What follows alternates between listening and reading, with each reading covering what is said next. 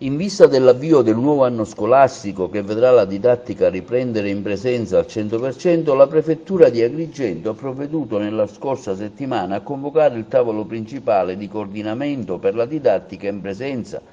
previsto dal decreto PCM del 3 dicembre 2020, avviando le opportune interlocuzioni con gli assessorati regionali all'istruzione e ai trasporti, con l'ufficio scolastico provinciale, con le ditte che prestano i servizi di trasporto in favore degli studenti, con la consulta scolastica provinciale. A seguito di tali interlocuzioni e dello schema riepilogativo redatto dall'ufficio scolastico provinciale e trasmesso alle ditte di trasporto, quest'ultime dovranno provvedere a effettuare i servizi in modo da garantire che gli studenti possano entrare a scuola in un'unica fascia oraria. La prossima settimana, all'esito di un attento monitoraggio sull'andamento della situazione durante i primi giorni di scuola, si riunirà nuovamente in prefettura il citato tavolo, al fine di acquisire tutti i dati necessari per la redazione di un documento operativo aggiornato.